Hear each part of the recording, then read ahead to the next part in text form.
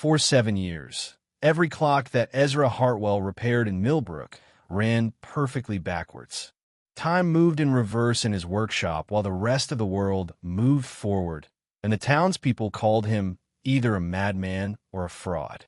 Customers would bring him their finest timepieces only to have them returned counting down instead of up, marking minutes that seemed to unravel rather than accumulate. But when federal investigators finally discovered why Ezra had been sabotaging time itself, they realized he hadn't been destroying clocks. He'd been creating the most sophisticated timing system for underground railroad operations in American history. Ezra Hartwell had been the finest clockmaker in Colorado Territory before everything changed in the autumn of 1856. His workshop on Main Street in Millbrook was a testament to precision and craftsmanship, filled with the gentle ticking of dozens of timepieces that marked the hours with Swiss accuracy. Customers would travel from 3 counties away to have Ezra repair their family heirlooms or commission custom clocks that would run flawlessly for generations. His reputation for excellence was matched only by his reputation for integrity. Ezra Hartwell's word was as reliable as his clockwork. At 42 years old, Ezra possessed something rare in the frontier: a formal education in mechanical engineering from a technical college in Philadelphia, combined with an apprenticeship under master clockmakers who had learned their trade in the workshops of Europe. He understood not just how to repair timepieces, but how to improve them, how to modify their mechanisms for specific purposes, and most importantly, how to make them communicate with each other in ways that their original designers never intended. The transformation began with a single customer who would change Ezra's life forever. Reverend Isaiah Matthews arrived at the workshop on a cold October morning, carrying a damaged pocket watch that belonged to his late father. The Reverend was new to Millbrook, having been assigned to the Methodist Church just months earlier, and he seemed nervous as he explained that the watch had sentimental value far beyond its monetary worth. As Ezra examined the timepiece, he noticed something unusual about its construction. Hidden beneath the standard mechanism were tiny modifications that served no apparent horological purpose: extra gears, unusual springs, and markings that looked almost like a code. When he mentioned these modifications to Reverend Matthews, the clergyman's reaction was immediate and telling. The Reverend glanced around the workshop, stepped closer to Ezra, and spoke in a voice barely above a whisper. "Mr. Hartwell, what I'm about to tell you could cost both of us our lives, but I believe you're a man who can be trusted with important secrets." Matthews paused, studying Ezra's face carefully. "That watch belonged to my father, who spent the last 15 years of his life helping enslaved people find their way to freedom. The modifications you've noticed were his way of coordinating with other members of the Underground Railroad network." Ezra felt something cold settle in his stomach. The Underground Railroad was dangerous business in Colorado Territory, where federal marshals actively hunted anyone suspected of assisting escaped slaves. Even being associated with such activities could result in imprisonment, financial ruin, or worse. But as he looked at the intricate modifications in the watch, his engineer's mind began to understand the elegant solution they represented. "How did it work?" Ezra asked, his curiosity overcoming his caution. Matthew smiled grimly. "Time, Mr. Hartwell, is the one thing that everyone in a community shares. When the church bell rings noon, every person in town knows it's noon. But what if different clocks in town were set to ring at slightly different times? What if those differences were actually coded messages about arrivals, departures, and danger?" The concept was brilliant in its simplicity. By controlling the timing of various clocks throughout a community, Underground Railroad operatives could communicate complex information without ever speaking directly to each other. A clock that chimed 5 minutes early might signal that escaped slaves had arrived safely. A timepiece that ran 10 minutes slow could warn of increased patrols. Most ingenious of all, A clock that ran backwards could indicate that an operation needed to be reversed or abandoned entirely. My father's network was discovered. Matthews continued, his voice heavy with grief. Betrayed by someone they trusted. 7 good people died, including my father, and dozens of escaped slaves were captured and returned to bondage. But before he died, my father gave me this watch and told me to find someone who could build something better, something that couldn't be betrayed because it couldn't be understood by anyone outside the network. Ezra stared at the watch in his hands, feeling the weight of both its mechanism and its history. Everything about his comfortable life in Millbrook told him to return the timepiece to Matthews with regrets and recommendations for other repair shops.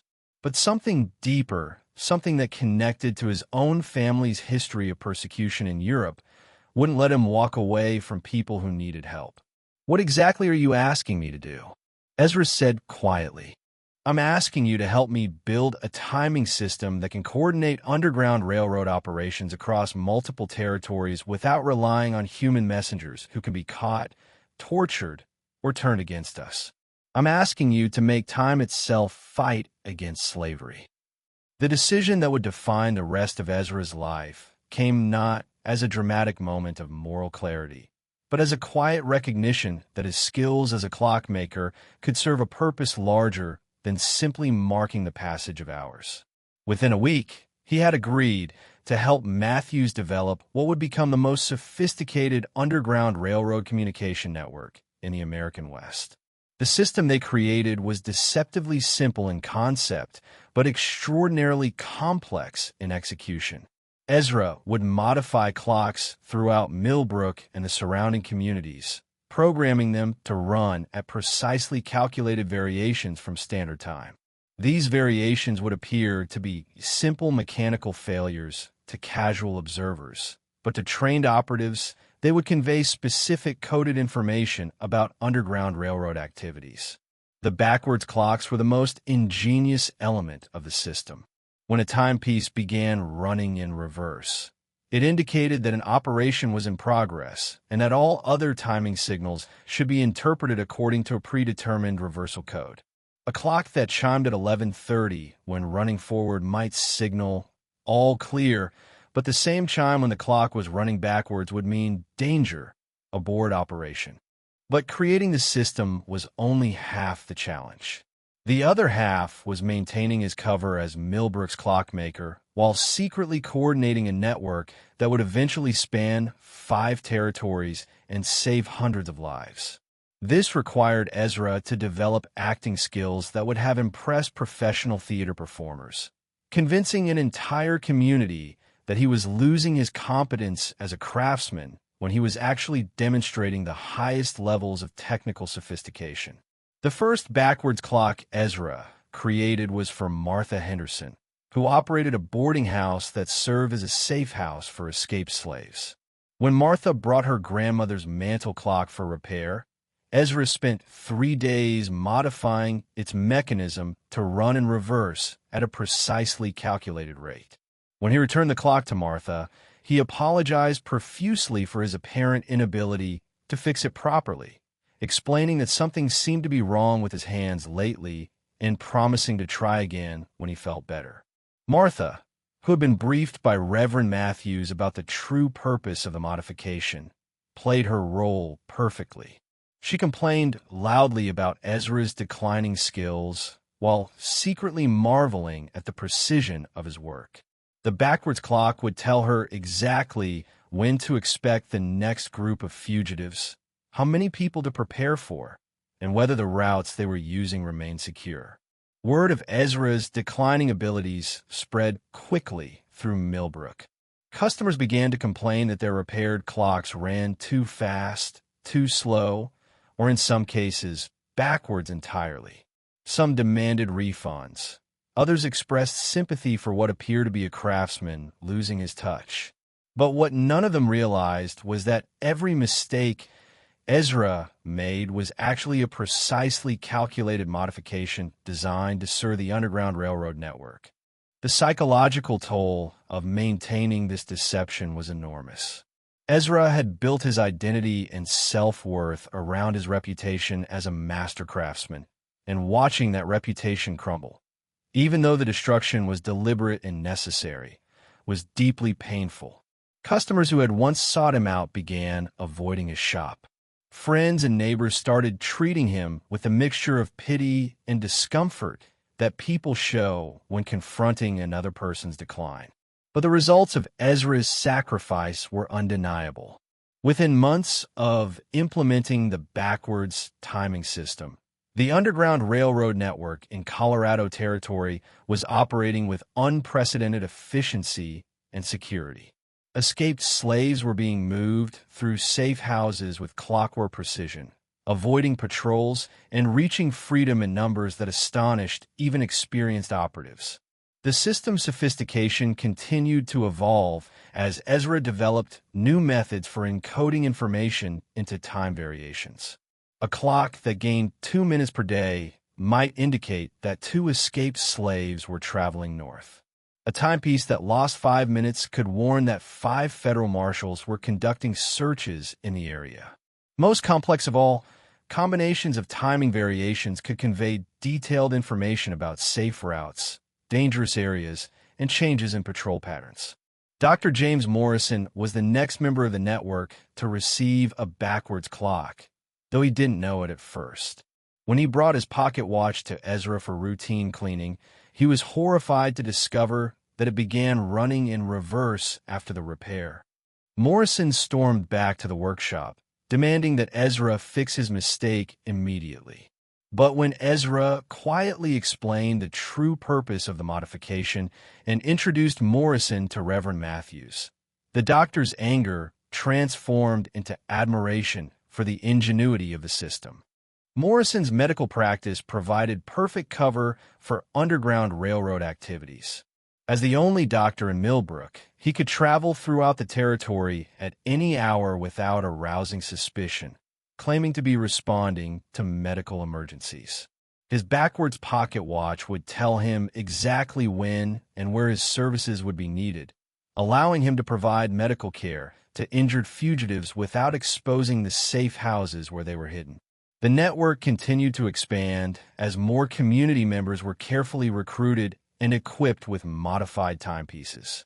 Benjamin Hayes, who operated the general store, received a clock that ran 15 minutes fast, signaling him to prepare supplies for traveling fugitives. Sarah Crawford, the schoolteacher, was given a watch that chimed at irregular intervals, telling her when to dismiss school early so that children wouldn't witness Underground Railroad activities. Each recruitment was a calculated risk that required Ezra and Matthews to carefully evaluate potential operatives for both their trustworthiness and their ability to maintain operational security. They developed elaborate screening processes, background investigations, and tests of character that would have impressed professional intelligence agencies. The margin for error was zero. A single betrayal could destroy the entire network and result in the death or capture of dozens of people. The most dangerous aspect of the operation was the need to maintain normal business relationships with customers who weren't part of the network. Ezra had to continue repairing clocks for ordinary citizens while secretly modifying timepieces for Underground Railroad operatives, all without arousing suspicion about the true nature of his activities. This required him to develop multiple skill sets: technical expertise for the modifications, acting ability to maintain his cover, and psychological insight to manage the complex relationships that sustain the network. Judge William Harrison presented a particular challenge when he brought an expensive Swiss timepiece for repair. Harrison was known for his strict interpretation of fugitive slave laws and his willingness to impose harsh sentences on anyone caught assisting runaways. Ezra couldn't risk modifying the judge's clock, but he also couldn't repair it normally without raising questions about why some customers received different treatment than others. The solution Ezra developed was characteristically ingenious. He repaired Harrison's clock perfectly, but he also deliberately introduced a subtle flaw that would cause it to lose accuracy over time. When the judge returned weeks later complaining about the timepiece's performance, Ezra apologized profusely and offered to repair it again for free. This second repair would restore the clock's accuracy temporarily, while introducing a different flaw, creating a cycle of visits that allowed Ezra to monitor Harrison's activities and assess whether the judge posed a threat to the network. As the backwards timing system proved its effectiveness, Ezra began receiving requests from Underground Railroad operatives in other territories who wanted to implement similar communication networks in their own communities. This expansion required him to train other clockmakers in the techniques of horological modification while maintaining strict operational security. Each new clockmaker had to be thoroughly vetted, carefully trained, and continuously monitored to ensure that they didn't compromise the broader network. The training process was complex and dangerous. Ezra couldn't simply write down instructions for creating backwards clocks. Such documents would be death sentences if discovered by hostile authorities. Instead, he developed verbal teaching methods, memory techniques, and hands-on apprenticeships that allowed knowledge to be transferred without leaving written evidence. The most sensitive information was encoded in the clockwork mechanisms themselves, readable only by those who knew how to interpret the modifications. Thomas Bradley, a clockmaker from a neighboring territory, became Ezra's first apprentice in the backwards timing system.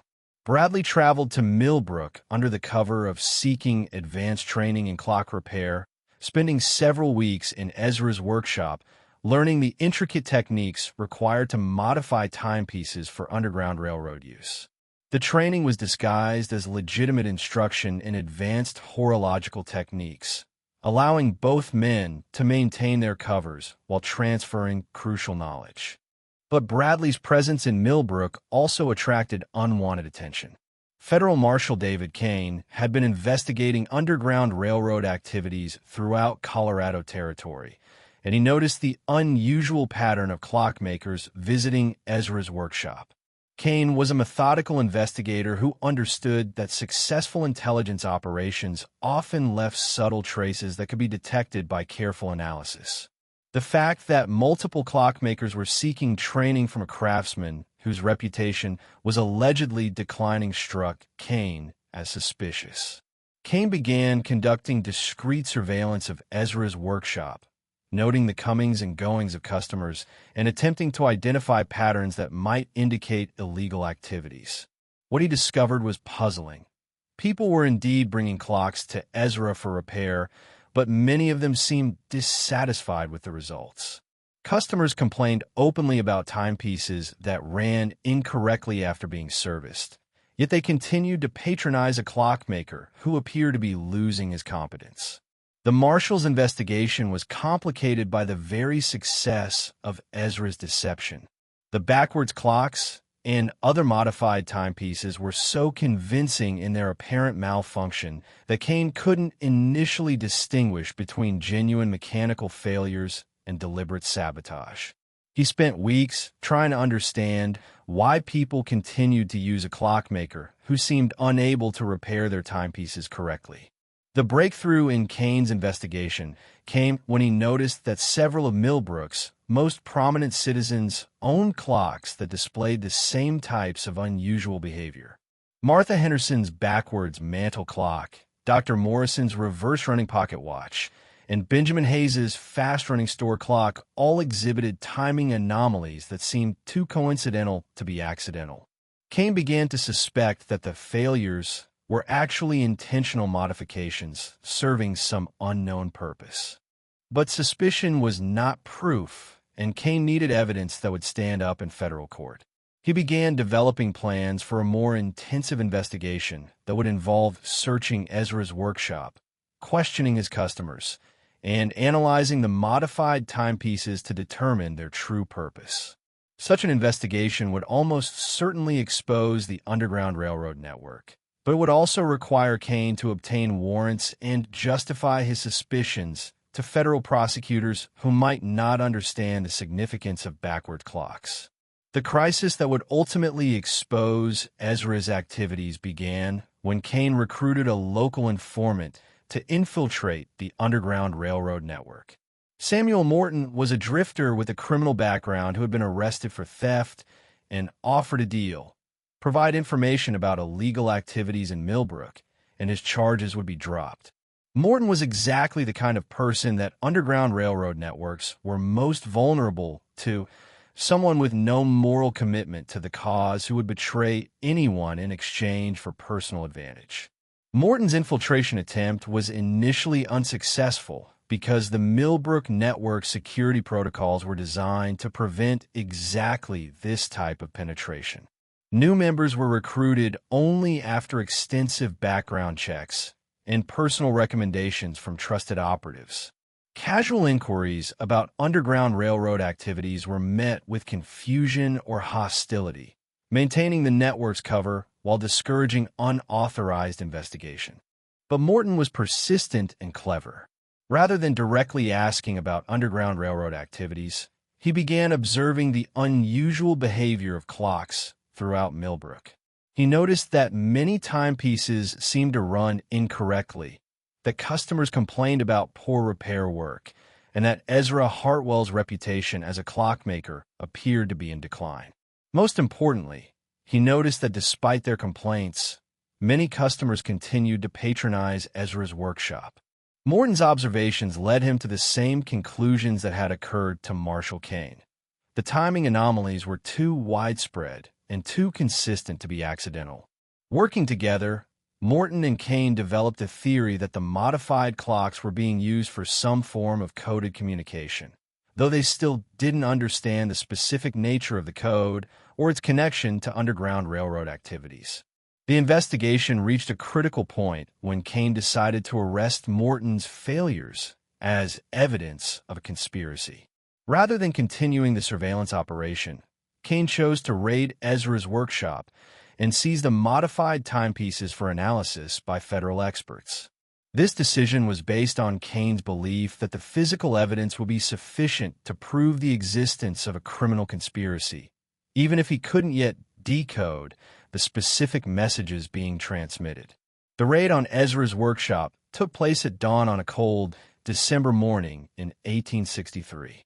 Kane arrived with 4 deputy marshals and a federal warrant authorizing the search and seizure of any items that might be connected to Underground Railroad activities. Ezra was arrested without resistance, though he maintained his cover story that he was simply a declining craftsman who had been struggling with mechanical problems in his work. What Kane found in the workshop exceeded his expectations. Not only were there dozens of modified clocks and watches, but Ezra had also kept detailed records of his modifications, though these records were encoded in technical language that appeared to be routine maintenance notes. To untrained observers, the records looked like the work logs of a conscientious craftsman. To Kane, who had been studying the case for months, they looked like the operational documents of a sophisticated intelligence network. The analysis of Ezra's modified timepieces by federal experts revealed the true sophistication of the backwards timing system. The modifications were so precise and so purposeful that they could only have been created by someone with advanced technical knowledge and specific objectives. The pattern of modifications suggested a communication system that could convey complex information across multiple locations without relying on human messengers or written documents. But the most damning evidence came from Morton's testimony about the behavior of Underground Railroad operatives in Millbrook. Morton claimed that he had observed suspicious activities coordinated with unusual clock chimes and timing signals. He testified that escaped sleighs had been moved through the community using routes and schedules that seemed to be synchronized with the modified timepieces found in Ezra's workshop. The trial of Ezra Hartwell became a sensation throughout Colorado territory. Newspapers reported extensively on the case of the clockmaker, who had allegedly used time itself as a weapon against slavery. The technical details of the backwards timing system fascinated readers who had never heard of such sophisticated methods being used by Underground Railroad networks. Ezra's defense was handled by a team of abolitionist lawyers who argued that modifying clocks was not inherently illegal and that the prosecution had failed to prove any direct connection between the timepieces and specific Underground Railroad activities. They portrayed Ezra as a craftsman whose declining skills had been misinterpreted as evidence of criminal conspiracy, suggesting that the backwards clocks were simply the result of mechanical incompetence rather than deliberate sabotage. But the prosecution's case was strengthened by the testimony of Underground Railroad operatives who had been captured during other operations and who provided details about timing-based communication systems used throughout the territory. These witnesses confirmed that backwards clocks and other modified timepieces had been used to coordinate illegal activities, though none could directly implicate Ezra in specific crimes. The verdict was perhaps inevitable given the overwhelming evidence of Ezra's technical sophistication and the clear connection between his modified timepieces and Underground Railroad activities. He was found guilty of conspiracy to violate federal fugitive slave laws and sentenced to 10 years in federal prison. The sentence was considered lenient by some observers, who believed that Ezra's technical innovations and leadership role warranted harsher punishment. But Ezra's conviction was only part of the story. The exposure of the backwards timing system led to the arrest of dozens of Underground Railroad operatives throughout Colorado Territory and beyond. Martha Henderson, Dr. Morrison, Benjamin Hayes, and many others were imprisoned or forced to flee the territory to avoid prosecution. The network that had saved hundreds of lives was effectively destroyed, though its influence would continue to inspire similar operations throughout the remaining years before the Civil War. The technical innovations that Ezra had developed for Underground Railroad use had applications far beyond anti-slavery activities. Military intelligence agencies studied his methods for creating covert communication systems, and his techniques for encoding information in mechanical devices influenced the development of more advanced technologies in later decades. The backwards timing system became a case study in how technical expertise could be applied to social justice causes with remarkable effectiveness. Ezra served 7 years of his 10-year sentence before being released as part of a general amnesty for Underground Railroad operatives following the end of the Civil War. He returned to Colorado Territory to find that his reputation had been completely transformed. Instead of being remembered as a declining craftsman, he was now celebrated as a technical innovator who had used his skills to fight against slavery and injustice. The workshop on Main Street in Millbrook had been converted into a museum commemorating Underground Railroad activities in Colorado Territory. Visitors could see examples of Ezra's modified timepieces and learn about the sophisticated communication systems that had been used to coordinate anti-slavery operations. The backwards clocks that had once been seen as evidence of declining competence were now recognized as masterpieces of technical innovation and moral courage. Ezra never returned to clock making after his release from prison. The years of imprisonment had taken a toll on his technical skills, and the emotional weight of knowing that his network's exposure had led to the capture of many escaped slaves made it difficult for him to find satisfaction in purely mechanical work. Instead, he became an advocate for prison reform and education, using his experience and reputation to promote causes that addressed the social conditions that had made slavery possible. The legacy of the backwards timing system extended far beyond its immediate impact on Underground Railroad operations.